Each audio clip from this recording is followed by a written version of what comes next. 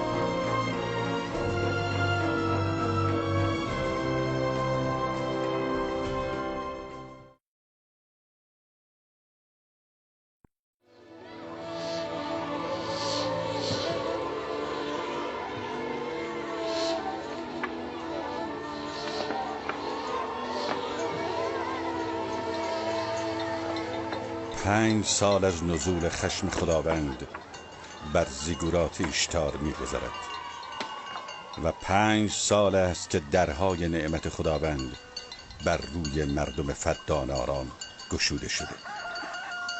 راحیل همسر محبوب یعقوب نبی و مادر یوسف در انتظار فرزندی دیگر به سر میبرد. یوسف. بله مادر. امروز با پدر به صحرا میرویم. باشد مادر، من خوشحالم. برویم.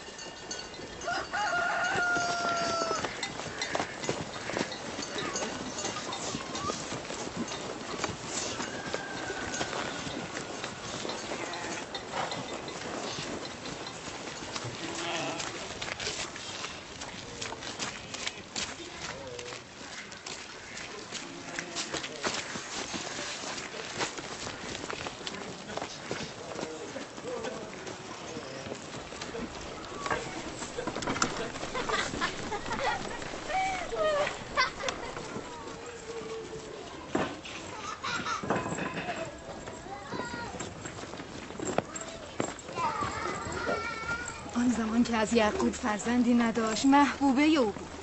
اکنون که دیگر هیچ. من و زلفا کنیزیم و لیاقت گشت و گذار با یعقوب نبی را نداریم. مادرت لیا چه؟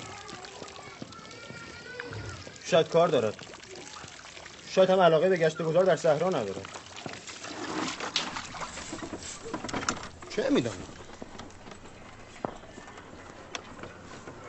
و شاید پدرت جز راحیل کسی را دوست ندارد.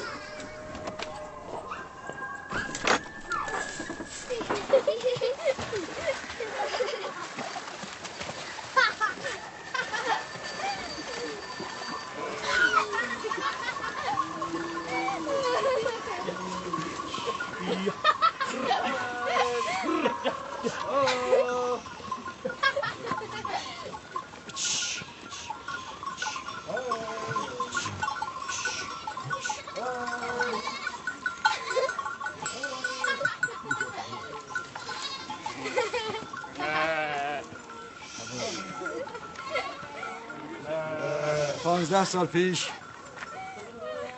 اولین ملاقات من با شما کنار این چاه بود. من آن روز فهمیدم که شما پسر عمه من هستید. و من فهمیدم شما دختر دایی من هستید.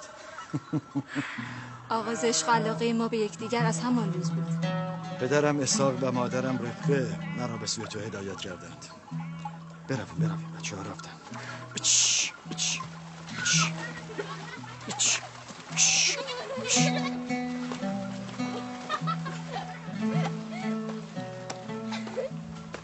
وقتی پدرم لابان فهمید تو خواهان من هستی 7 سال شبانه گوسفندان را مهریه من قرار داد و من پذیرفتم. اما در پایان 7 سال لابان خواهرت لیا را به ازدواج من درآورد. چاره ای نبود. در فدا خواهر کوچکتر را پیش از خواهر بزرگتر شوهر نمیدهند. من 7 سال دیگر به خاطر تو شبانی لابان را پذیرفتم. لابان آگاه نبود. اگر 70 سال دیگر هم میگفت باز هم میپذیرفتم. چه زود سپری شد. آری.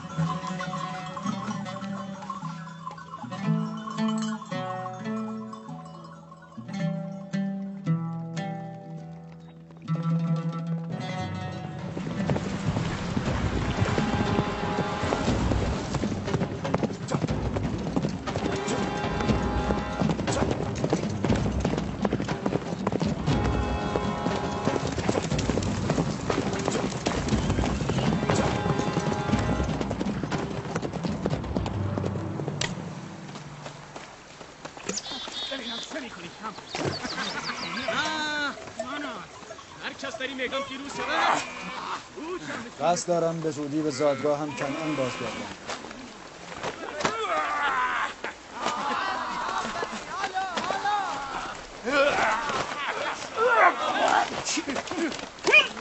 نکند آنها با یکدیگر نزاع کنند.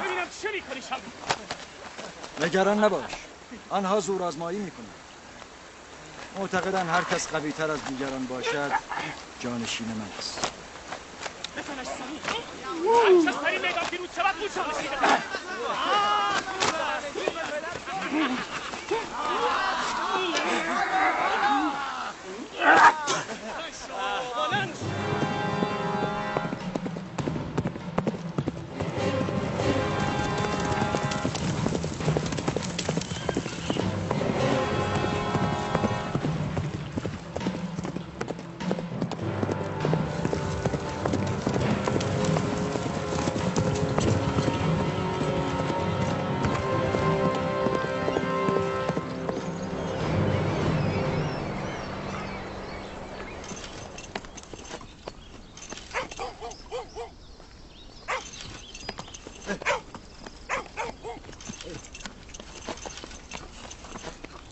یعقوب نبی را میشناسی؟ فرزند اسحاق پیامبر؟ او و فرزندش مایه خیر و برکت فدانند. آری میشناسم. کجا میتوانم او را بیابم؟ دایی او لابان فرماندار است. نزد او.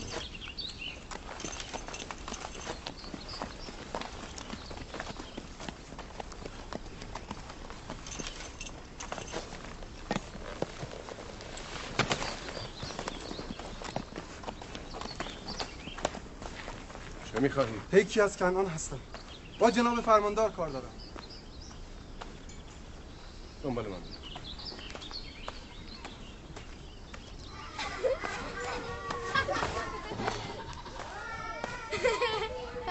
دینه جان بیا دخترم.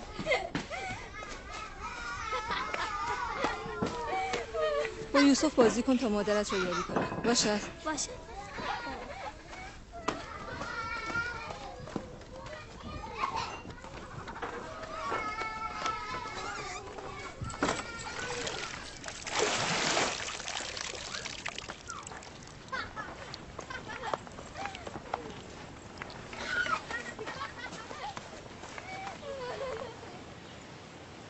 راهی خبریست؟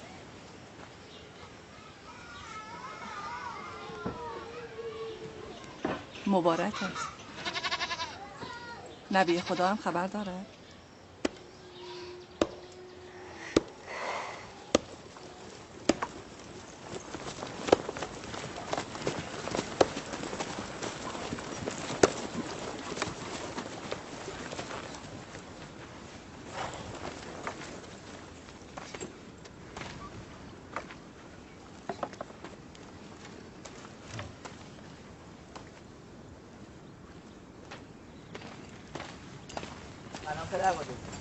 سلام پدر بزرگ.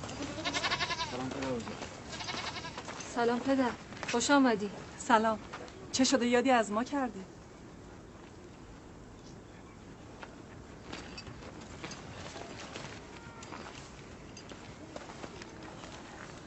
چیزی شده پدر؟ اتفاقی افتاده است؟ آن مرد که میبینید از کنعان آمده و خبرهای خوبی برای ما ندارد. یعقوب کجاست؟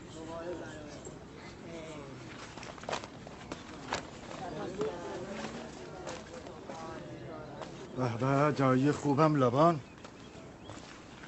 چه شده؟ راه گم کرده ای؟ اگر چه تلخ است، اما میدانم تحمل شنیدنش را داری.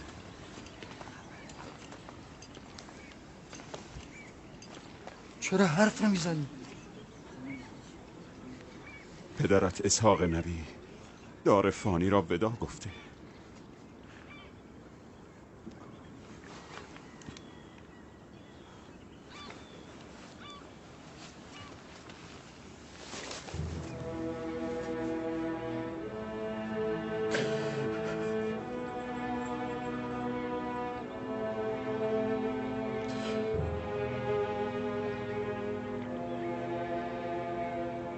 همه از خدایی و به سوی او برمیگردیم.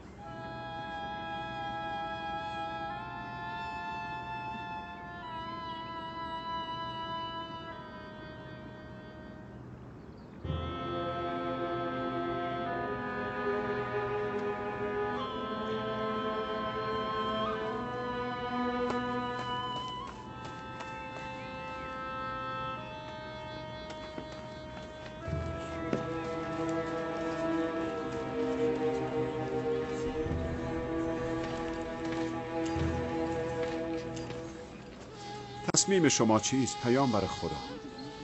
بعد از اسحاق نبی رسالت مردم کنعان بر عهده یعقوب نبی است.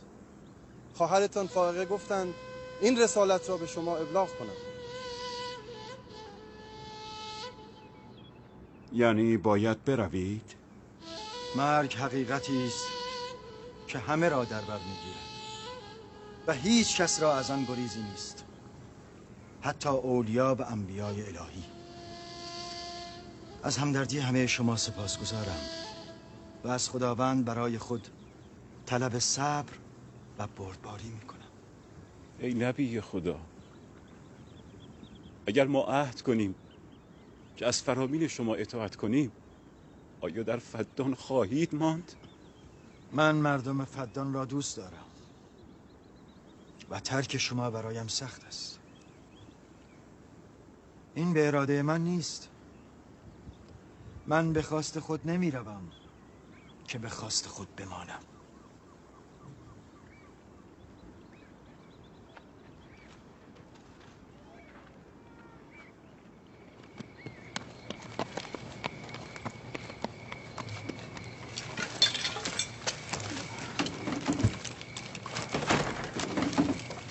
به خواست خدا ما فردا به سوی کنعان حرکت میکنیم.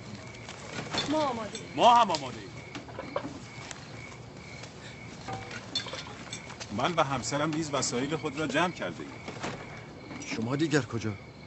با شما به کنعان. ما تا عمر داریم از نبی خدا دست بر نمیداریم. شما نمیتوانید با ما بیایید. بهتر از همینجا در فدان بمانید. خانه و کاشانه من جای خوبی برای زندگی شماست. ولی من زندگیم را مدیون شما هستم. ما عهد کردیم تا عمر داریم خدمتکار شما باشیم. همسر و بستگانت به تو نیاز دارند. اینجا وطن شماست و شما هیچ دینی نسبت به من ندارید.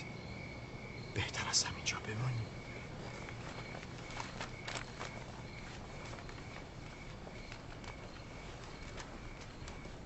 خداوند را سپاسگزارم که به ما نور هدایت ارزانی داشت. من سالها با شما زندگی کردم. در غم و شادی شما شریک بودم. از اینکه شما را ترک می کنم غمگین هستم. شما روزی بت پرست بودید. خداوند یکتا نور ایمان بر قلب‌های شما جاری ساخت و شما بت‌های خود را دور انداختید و خدای یکتا را برگزیدید. قدر ایمان و دعوت الهی را بدانید. مبادا تاریکی کفر و جهل را جایگزین نور الهی کنید. یعقوب باشد یا نباشد، خداوند یکتا ناظر بر اعمال و افکار شماست. خدا نگهدار همه شما.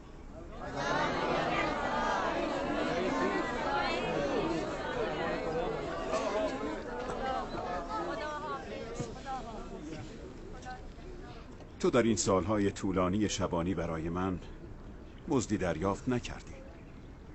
از خود نه ثروتی داری و نه گله گوسفندی. من نیمی از گوسفندانم را به تو و دخترانم هدیه می کنم. امیدوارم امورات شما با این گله اداره شود. سپاسگزارم. خداوند به شما خیر و برکت فراوان دهد. سپاسگزارم پدر. خداوند به شما خیر دهد. این حق یعقوب است. من باید پس از سالها زحمت از او قدردانی کنم.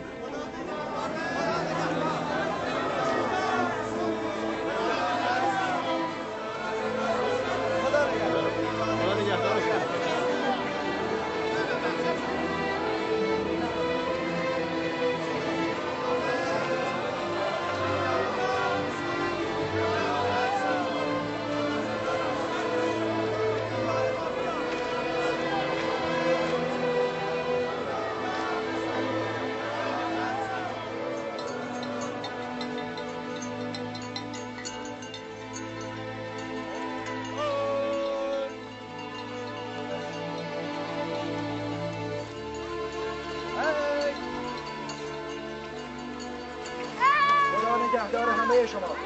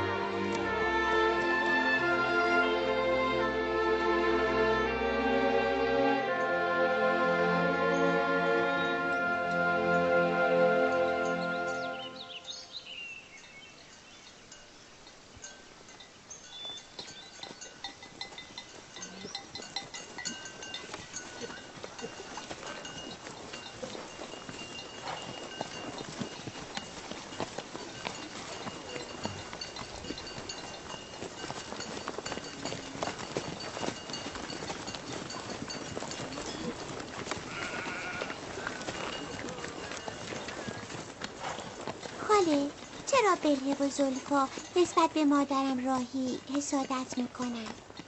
این را چه کسی به تو گفت؟ همه میگوین یهودا خودش از زبان بلهه و زلفا شنیده بود. کودکان نباید در این امور دخالت کنند.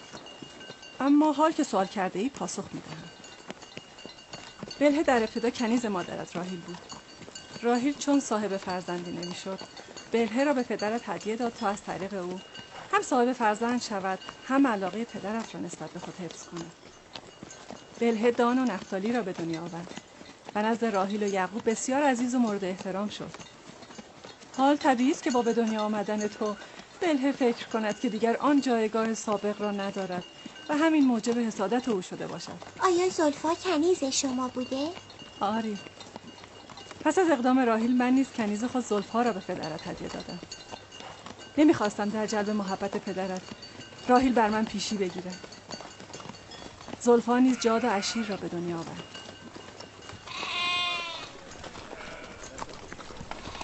داوید، شمعون چه میکنی؟ جل پراکنده شد، آنها را بازگردانید.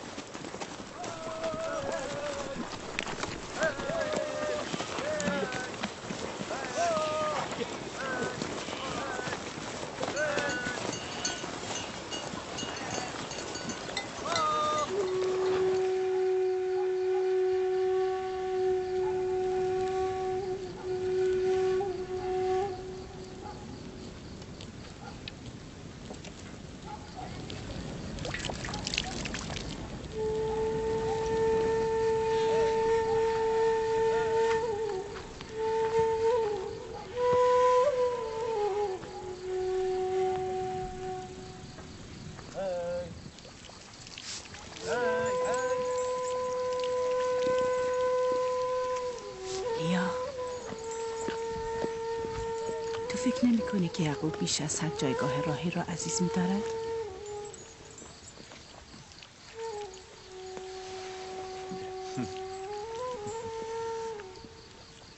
من نیازی به حسادت با خواهرم ندارم. نه تعداد فرزندان او بیش از من است و نه محبت یعقوب به او افزون‌تر از من. پس حسادت برای چی؟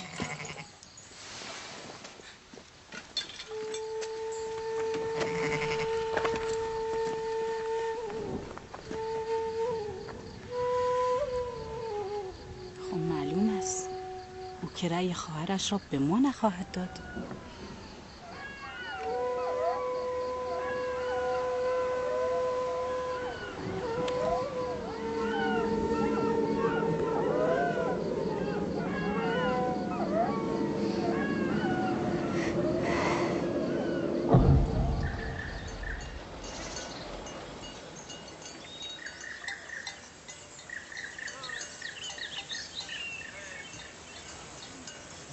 راه طولانی نشد؟ چیزی از راه نمانده. زندگی قبایل پشتشین هم همین است. هم سفر میکنند هم زندگی.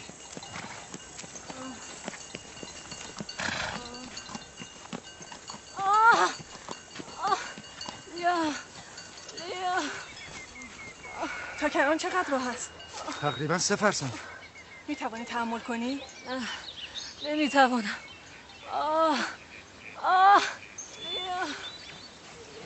یهودا، لاوی، شامون، چادر رو برپا کنید، همینجا اتراق میکنیم. در کنعان قابلی یافت میشود؟ آری میشود. جیرا زود به کنعان برو و خواهرم فاقه با یک قابله به اینجا بیاور. عجله کن. برو زود باز میگردم.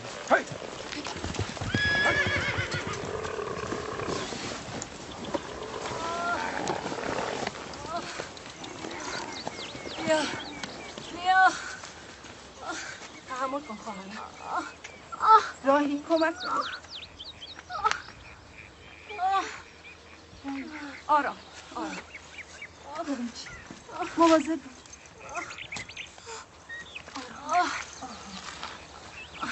آتش آماده کنید. زلفا زیر انداز بیاور. چه شده مادر؟ حالتان خوب نیست؟ نگران نباش، چیزی نیست. دینه یوسف را ببر. بگذار بماند. لیا تحمل کن خواهرم.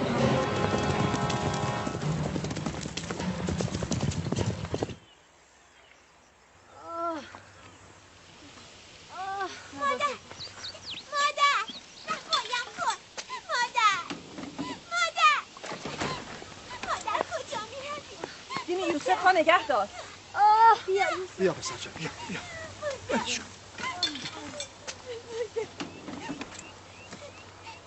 چه شده پسرم؟ یوسف تو نباید بروی. پدر من برای مادر میترسم. چرا پسر جان؟ اتفاقی نیفتاده. نگران نباش.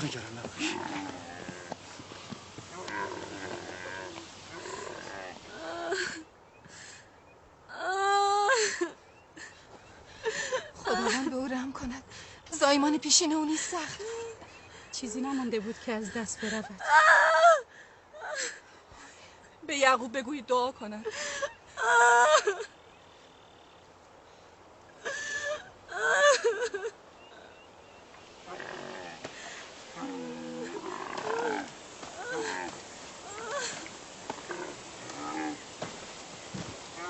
چه شد؟ راهیل حالش چطور است؟ هنوز خبری نیست. لیا گفت برای راهیل دعا کنید. حال او چندان مساعد نیست.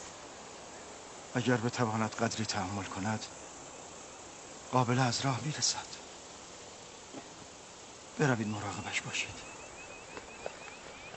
پدر آیا مادر میخواهد از پیش ما برود؟ چه کسی این را به تو گفته؟ او میخواهد برای تو برادر بیاورد. اما من میترسم. نترس پسرم، نگران نباش. دینه برو با برادرت بازی کن.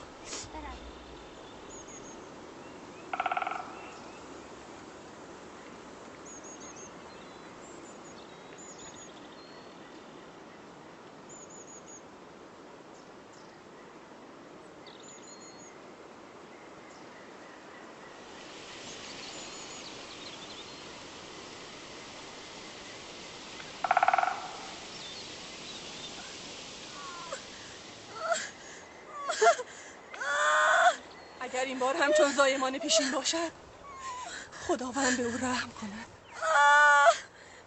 مشکل بتواند جان سالم به در ببرد. نمیتوانی نفوس بد نزنی؟ جغد شوم؟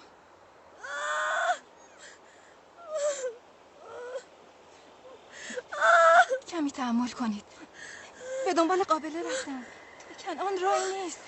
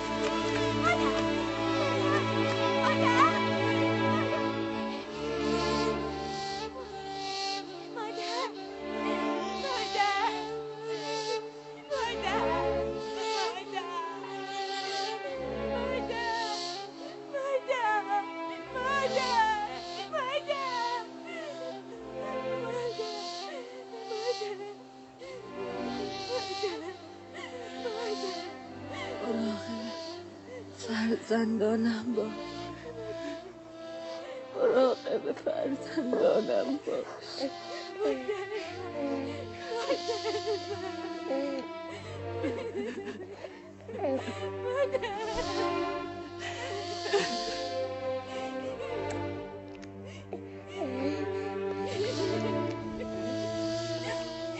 مراقب فرزندانم باش. نگذار غم بی مادری را احساس کند. نگذار.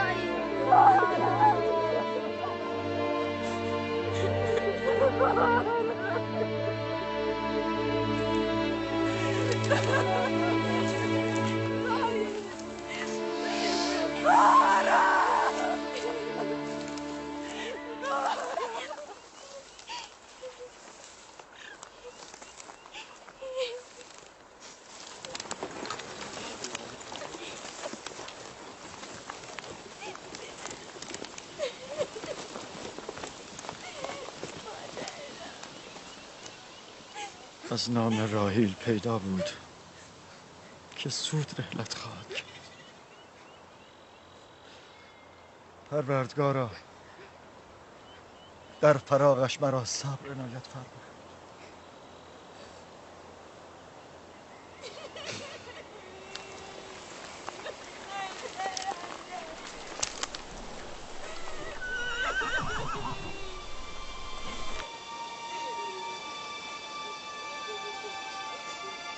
پدر جان، کنانیان آمدن. شفا بده.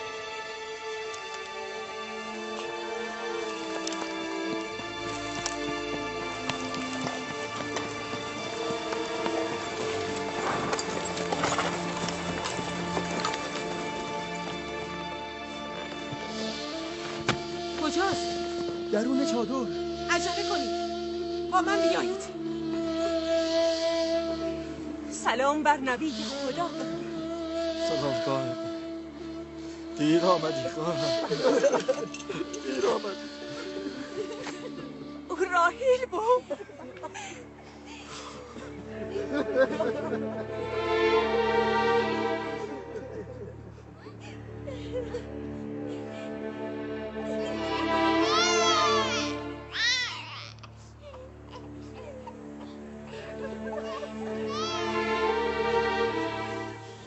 اندوه به انبیا، دو آشنای دیرینه. این گونه مسائل برای ما غریب نیست. ما در این مصیبت نیست به خدا پناه میبریم.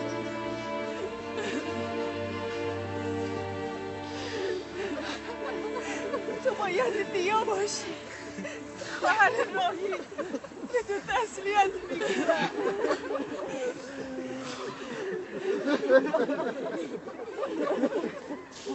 میبینی فرزند، جایی که آمده ای کاروان سرایی است. جمعی می آیند و عده‌ای می روند. خوش آمدی. مقدمت مبارک. مقدم او نامبارک است. نامبارک. او را بنعانی بنامید. فرزند نکبت. او باعث مرگ خواهرم شد. بس کن زن، بس کن. مرگ و زندگی به دست دیگری است. این کودک که گناهی نداره. بنعانی نه، بنیامین فرزند دست راست. او دست راست پدرش خواهد. تو کیستی عزیز عمه؟ یوسف فرزند راهیل. از تو نیز یادگار راهیلی. اول باید به تو تسلیت کنم.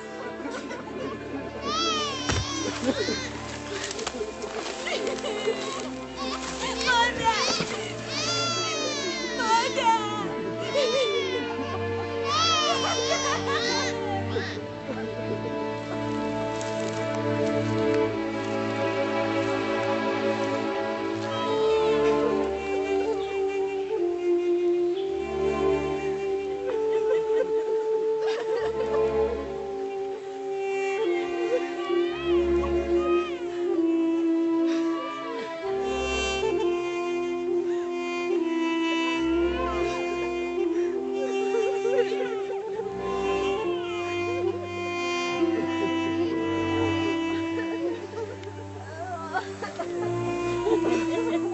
پروردگارا،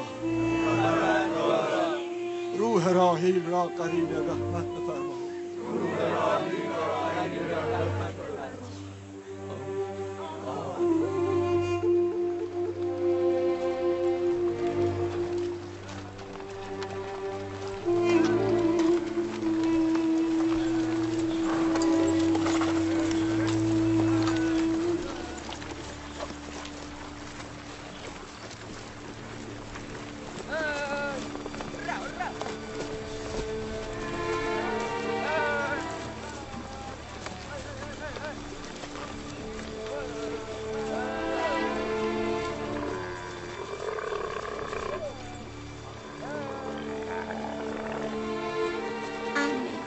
پدرم میگوید خداوند هر که را بیشتر دوست دارد او را به نزد خود میبرد. عزیز عمه، تو میدانی مادرت نزد خداوند است؟ میدانم.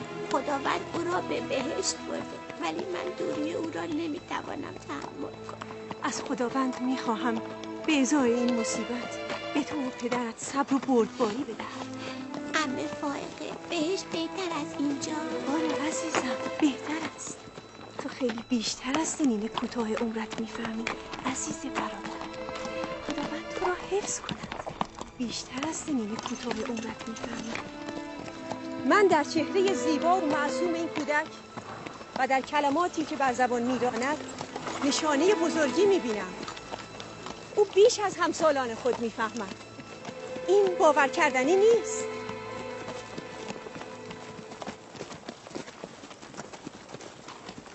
بس کن خواهر، بس کن. یوسف هم مثل دیگر برادران خود با آنها فرقی ندارد. چهره و کلام یوسف برای من دلنشین است. از تو میخواهم نگهداری او را به من بسپاری. شاید غم بیمادری او را قدری التیام دهم. من با خواهرم عهد کردم که نگذارم فرزندانش غم بیمادری را احساس کنند. مانند دیگر فرزندانم از آنها نگهداری خواهم کرد.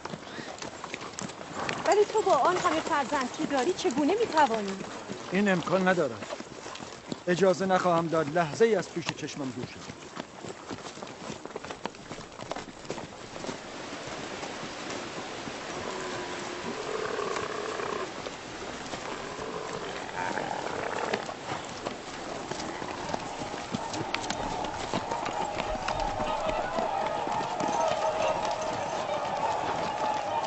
بالاخره رسیدیم. شهری که تا آخر عمر باید در آن زندگی کنم.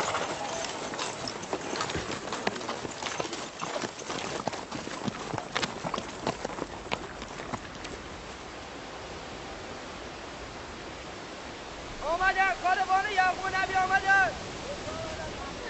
مقدمشون مبارک.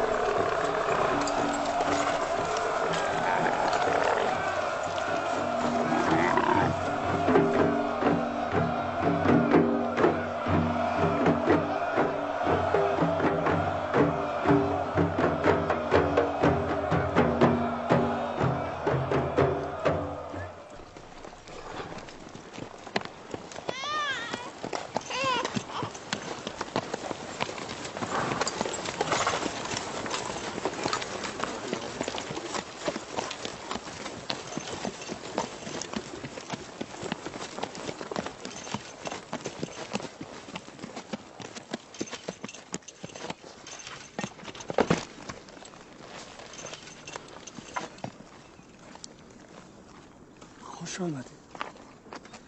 مقدم نبی خدا رو گرامی می‌داریم. ما را در غم خود شریک بدن. بعد از مصیبتی که بر شما وارد آمده نداشتیم. خداوند به شما صبر عنایت کنید. مرگ و زندگی به دست خداوند است. ما هم تسلیم رضای او هستیم.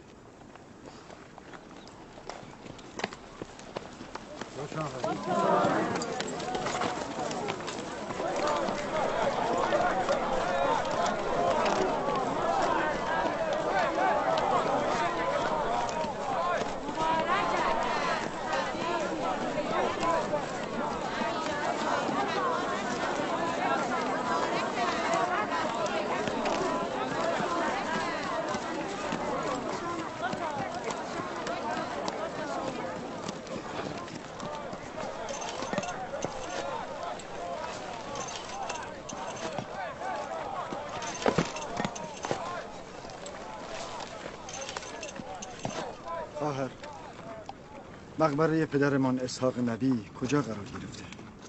قبلا آنجا را دیدید. مقبره پدر بزرگمان حضرت ابراهیم و همسرش در مکپیلا. مزار مادرمان رفقه نیز آنجاست. ابتدا قصد زیارت و تجدید پیمان با آنان را دارم. بیا همه را خبر کن. به اتفاق آنجا می‌رویم. یهودا، لاوی، بسمه، امانتی را که به تو سپردم بیاور. ما به دیدار مزار پدرم اسحاق می‌رویم.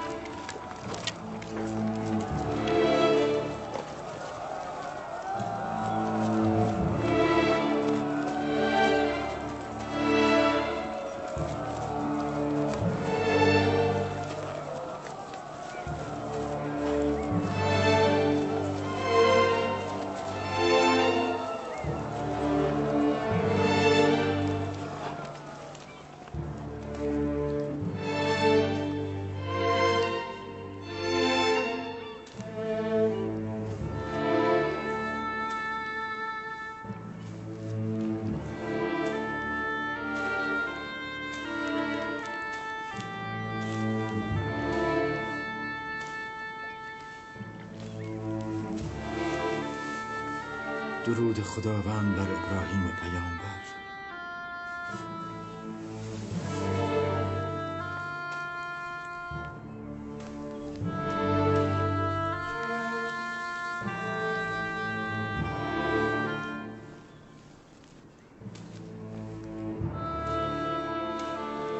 خداوند روح اسحاق و ابراهیم را شاد گرداند.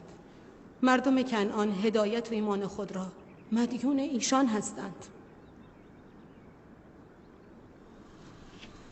به هنگام مرگ خیلی دلش میخواست شما را ببیند.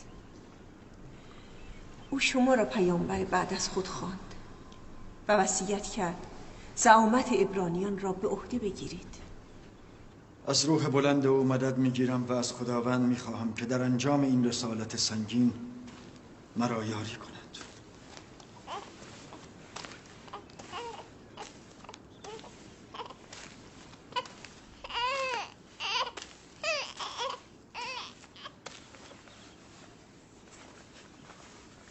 این پیراهن متعلق به پدر بزرگمان حضرت ابراهیم است که به پدرمان اسحاق به ارث رسید. اینک شما وارثان هستید. در نبود شما من که بزرگترین فرزند پدرمان بودم از آن مراقبت کردم. اینک ادای امانت نموده آن را به شما می سپارم. طبق وصیت پدرم این پیراهن به انبیای بعد از شما خواهد رسید. شاید بتوان آن را جبه رسالت نامید.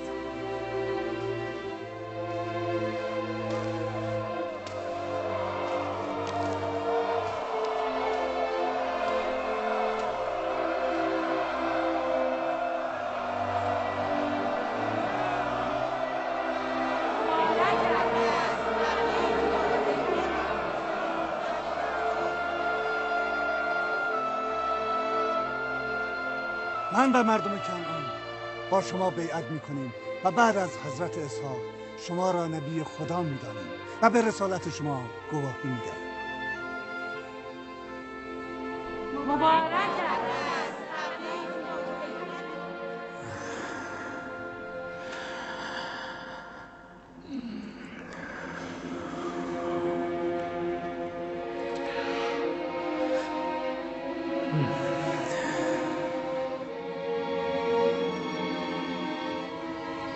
فکر میکنی این پیراهن بعد از پدر به چه کسی خواهد رسید؟ خب معلوم است. هر کس که از همه قوی تر باشد. اشتباه میکنی. آن کس که ایمانش از همه قوی تر باشد.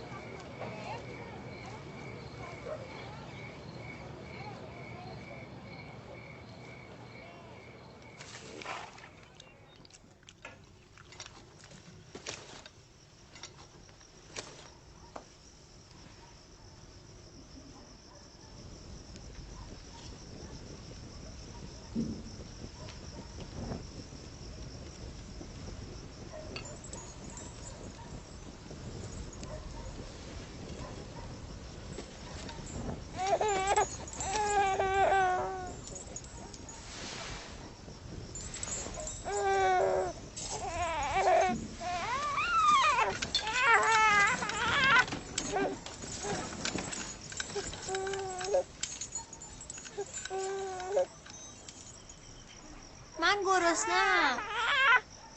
به ما غذا نمیدهی مادر؟ پس غذا چه شد؟ کمی تحمل کنید. چه خبر است؟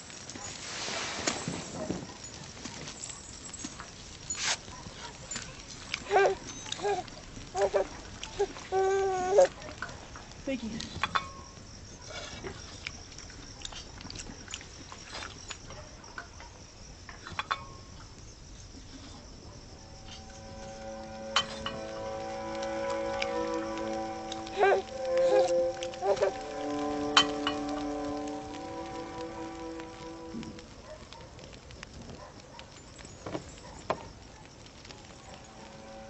شما را چه شده؟ چرا نمیخورید؟ این کم است. چرا به یوسف بیشتر دادی؟ ساکت باش، غذایت را بخور. بس کن لیا، چه میکنی؟ بر خود مسلط باش. بنیامین را من نگه میدارم، تو به بچه هایت غذا بده. نگهداری از این همه فرزند مشکل است. لیا حق دارد. بر 7 پسر و دختر خودش فرزندان راحیل هم اضافه شدند. من تقاضای خود را بار دیگر تکرار میکنم.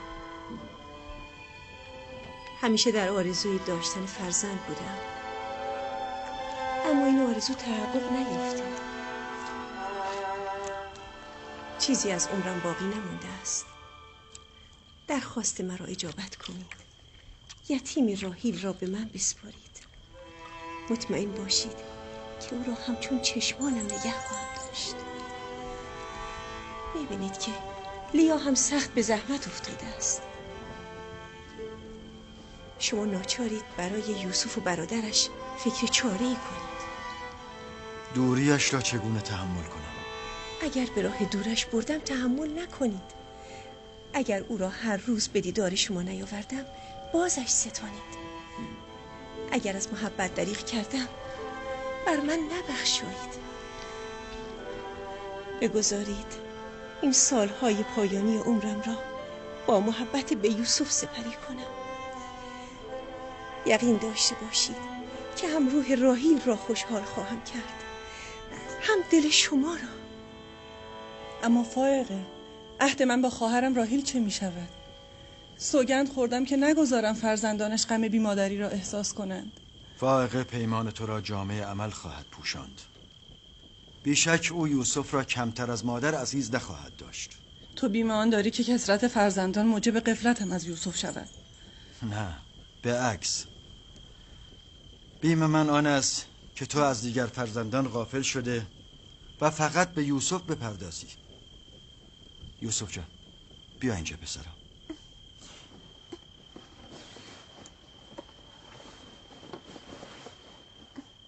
بگو ببینم پسر، آیا بودن با عمه فائقه را دوست داری؟ آری پدر، عمه فائقه مادر خوبی است. نه به خوبی مادرت عزیزم، اما سعی خواهم کرد بوی خوی او را از من استشمام کنی. سپاسگزارم برادر. با تو عهد میکنم که چون جان عزیزش بدارم و چون قلب در سینه جایش دهم. پیش از آن که پشیمان شوم او را از اینجا ببر.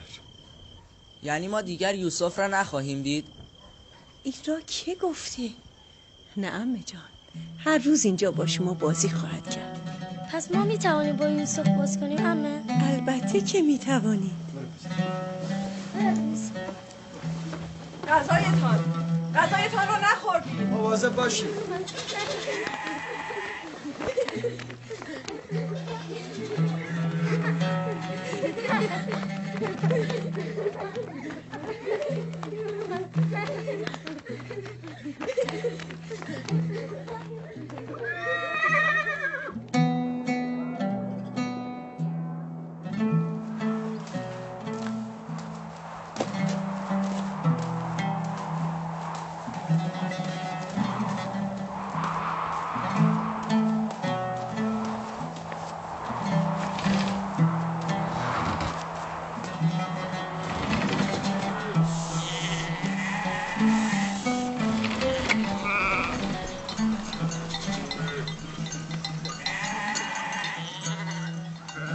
از این پس مسئولیت گوسفندان با شماست.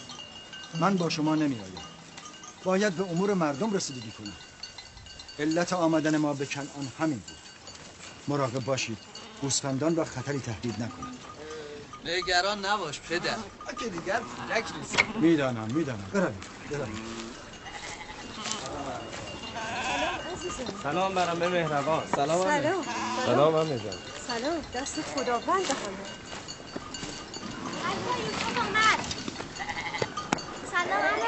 سلام عزیزم. مواظب یوسف باشی. چشم.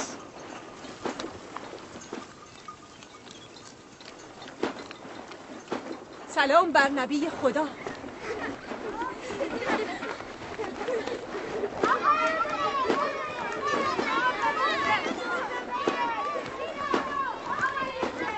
چه کسی گفته بی مادری بد دردیست؟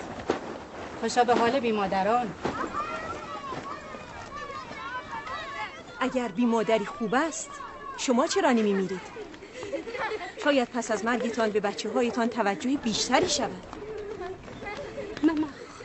بله قصد بدی نداشتم.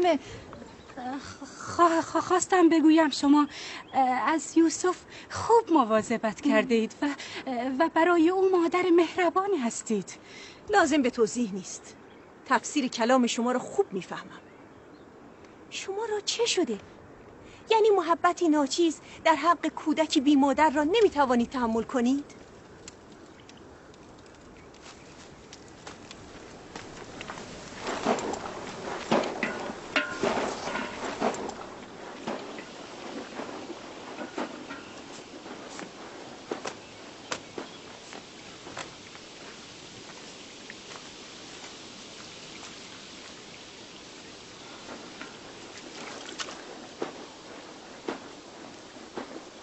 مراقب باش خواهر. محبت‌های بیش از حد شما به یوسف در انظار و آراستن و پیراستن او زمینه حسادت برادرانش را فراهم نکند. علت سپردن یوسف به شما محبت بیش از حد لیا به او بود. او ناخواسته بین یوسف و برادرانش ایجاد اختلاف می‌کرد. آنان که زمینه حسادت را در فرزندان تو ایجاد می‌کنند بلهه و زلفا هستند، نه لیا.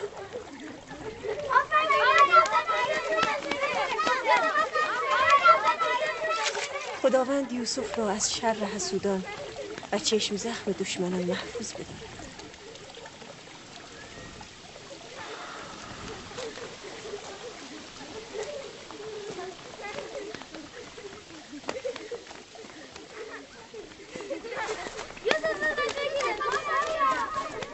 نمیدانم چرا نگران او هستم.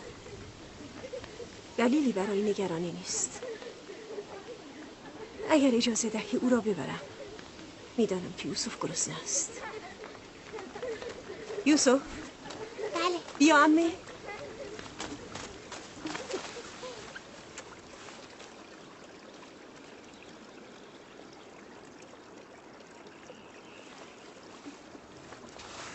بریم عزیزم. خدا نگهدار. خدا حافظ.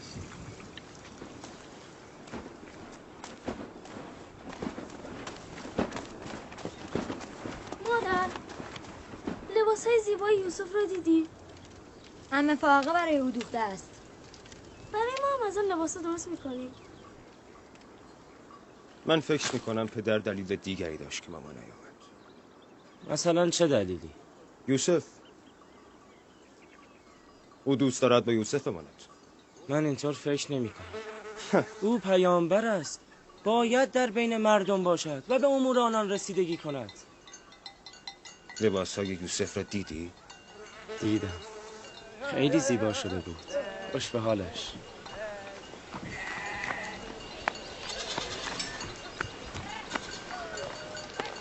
لاوی یهودا نمیایید؟ آمدی.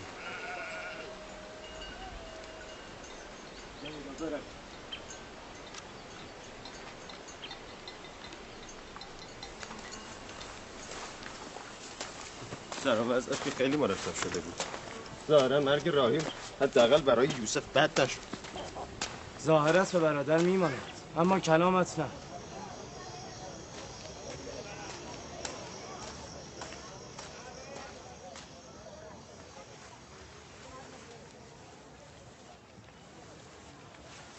این را بپوش.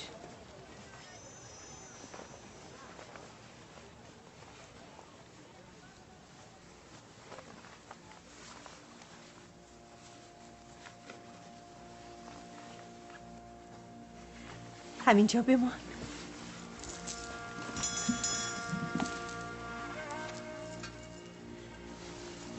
میدانی این چیست؟ این کمربند پدرم اسحاق نبی پدر بزرگ توست. آرزو داشتم آن را به کسی دهم که ادامه دهنده راه نبوت باشد. امیدوارم آن ادامه دهنده تو باشی. من این کمربند را دوست دارم. پیراهن حضرت ابراهیم و این کمربند نزد من امانت بود. پیراهن را به برادرم دادم. این کمربند نیز فعلا نزد تو باشد. مواظب باش آن را گم نکنی. میترسم بعضی از دیدن این کمربند ناراحت شوم. مثلا چه کسانی؟ مثلا برادرانم. اصلا جای نگرانی نیست. عجله کن. باید به مجلس موعظه پدرت برسیم. برویم.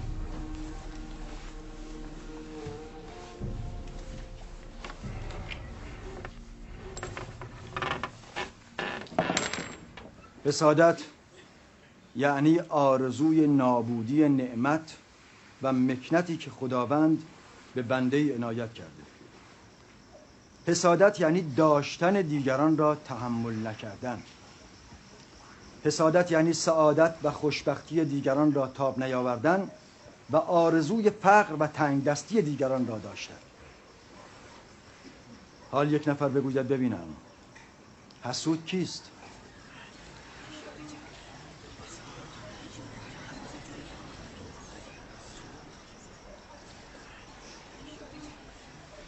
آن کمربند که یوسف بسته متعلق به اسحاق نبی است. چرا فایقان را به یوسف داده؟ گمان میکنم اینها باید به پیامبر بعد سپرده میشد. یعنی حسود دلش نمیخواهد که مردم چیزی داشته باشند؟ آفرین پسرم. حسود همان است که تو گفتی. حسود همیشه از داشتن دیگران رنج میبرد و خشمگین است. میبینی؟ چه داشته های معنوی و چه خودنمای شیرین زبانی و چه داشته های مادی و مکنت های دنیایی. راه ترک حسادت چیست؟ چه کسی میتواند پاسخ بدهد؟ امیدوارم که یوسف پاسخ را ندهد. یوسف کوچک من چیزی به خاطرش نمیرسد؟ پدر، آیا حسود میداند که این دنیا روزی برای او تمام می شود؟ آفرین پسرم، آفرین. پاسخ همین است که تو گفتی. حسود باید بداند که دنیا به کسی وفا نمی کند. حسود نه خیر دنیا را می بیند و نه پاداش آخرت. حسود از حسادت خیش طرفی نمی بندد و بستی نمی چیند. نه حسود و نه محسود هیچ یک در این دنیا ماندگار نیستند. اگر حسود این را بداند دنیای خود را به خاطر تنگ نظری و حسادت به جهنم تبدیل نمی کند.